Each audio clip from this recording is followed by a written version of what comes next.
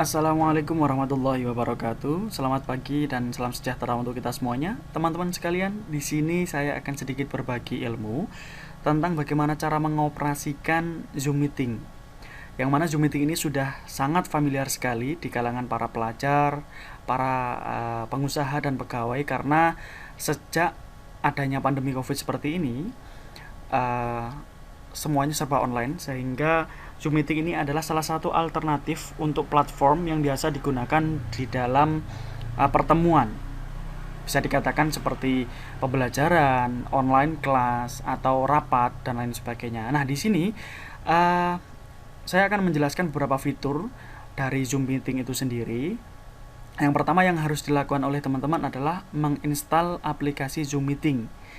Zoom Meeting ini bisa dilakukan di mobile phone ataupun laptop atau komputer atau PC ya. Yang mana di sini saya menggunakan PC. Cara menginstalnya silahkan klik link yang ada di deskripsi. Saya sudah sediakan di situ.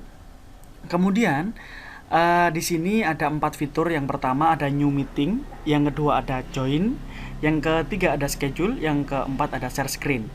Nah, yang paling common biasa digunakan untuk pertemuan, salah satu contohnya adalah kita selaku guru atau dosen atau pengajar ingin membuat sebuah meeting atau pertemuan, maka yang harus dilakukan adalah klik New Meeting terlebih dahulu.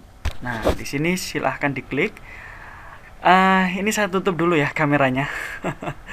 Jadi di sini akan ada connecting. Ini bisa diperlebar layarnya, terserah dari teman-teman. Jadi yang pertama yang harus dilakukan adalah diklik join with computer audio, karena di sini teman-teman nanti akan terdengar suaranya atau mikrofonnya bisa aktif. Nah, saya perlebar terlebih dahulu. Fungsinya saya akan jelaskan satu persatu. Dari sini itu adalah mikrofon kita. Kalau kita klik mikrofon kita seperti ini atau mute, maka suara kita kepada teman-teman semuanya itu tidak akan kedengeran. Nah, kalau mau mengaktifkan lagi, silahkan diklik kembali. Nah, seperti ini. Itu menunjukkan bahwasanya aktif. Kalau yang kedua itu adalah video. Jadi kamera kita ini sebenarnya kelihatan. Jadi mohon maaf saya tutup saja ya kameranya. Kalau ingin mematikan kamera ketika pembelajaran atau ketika pertemuan, silahkan diklik stop video. Nah, hasilnya nanti seperti ini. Jadi mereka tidak akan bisa melihat dari kita lagi ngapain, kita lagi sibuk apa. Nah, itu bisa dimatikan kamera kita. Jadi kalau mau menghidupkan lagi silahkan diklik kembali. Nah, seperti ini ya. Saya coba matikan saja. Selanjutnya di sini ada security. Ini merupakan salah satu sistem pengamanan ya. Selanjutnya ada participant. Ini fitur yang sangat umum. Nah, ini ketika saya klik ada seperti ini. Ini adalah nama saya karena saya sendirian karena meng-create. Nah, kalau mau membagikan link untuk teman-teman bisa join, itu silahkan diklik invite. Jadi yang pertama adalah klik participant terlebih dahulu ya. Kemudian diklik invite. Nah, selanjutnya silahkan di copy invitation. Ini sebenarnya sama saja, mau copy invite link bisa atau copy invitation bisa. Cuma kalau copy invitation ini lebih lengkap informasinya. Misalnya saya copy invitation ini. Invitation has been copied to clipboard. Nah, ini sudah di copy, silahkan di X saja. Misalkan kita ingin membagi link kita atau passcode kita kepada orang yang dituju untuk melakukan pertemuan dengan kita, misalnya siswa, maka silahkan dipastekan atau dikirimkan di WA. Nah, saya coba misalkan di chat kolom ini misalkan saja ya. Jadi kita tinggal paste saja, Ctrl V. Nah, jadi ini adalah link kita dan ini ada meeting ID kita dan passcode kita. Jadi anak-anak atau orang yang mau melakukan pertemuan dengan kita itu tinggal mengklik link ini saja ataupun bisa join dengan menggunakan ini. Nah, seperti itu. Cara untuk join nanti saya akan taruh di deskripsi linknya. Videonya nanti bisa dilihat. Oke. Itu merupakan salah satu cara untuk melakukan atau memulai pertemuan dan mengirimkan link atau passcode-nya kepada orang-orang yang akan kita ajak untuk melakukan diskusi atau pertemuan. Nah, seperti itu. Selanjutnya di sini ada room chat, yang mana chat ini adalah digunakan untuk menuliskan sebuah pesan. Bisa digunakan untuk bertanya, bisa digunakan untuk apapun di sini ya. Yang kemudian ada share screen. Share screen ini digunakan untuk mempresentasikan. Nah, misalkan saya share screen seperti ini.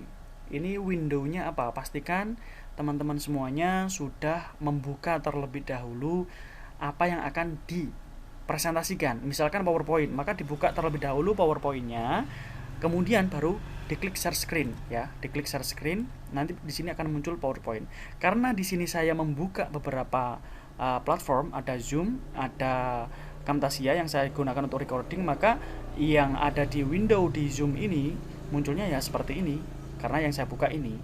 Misalkan saya membuka PowerPoint, maka yang muncul di sini nanti juga akan ada PowerPoint-nya. Kemudian diklik share. Misalkan seperti itu. Selanjutnya di sini ada record. Record ini difungsikan untuk merecord atau merekam dari kegiatan Zoom meeting itu. Misalkan kita punya pembelajaran fisika di dalam kelas ini, kita ingin merecord. Jadi pertemuan ini ingin direkam, silahkan direkam menggunakan tombol ini. Nah, seperti itu. Selanjutnya ada breakout room. Nah, inilah merupakan salah satu fitur yang tidak banyak orang ketahui, yaitu breakout room yang biasa digunakan untuk membagi.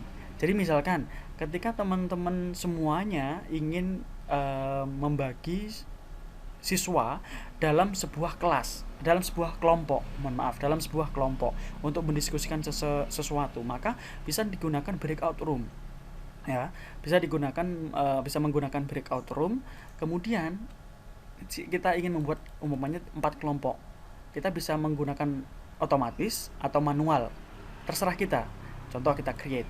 Nah, di sini sudah ada 4 kelompok. Jadi nanti kalau seumpama ada mahasiswa, karena di sini tidak ada siswa atau mahasiswa atau teman yang lain, maka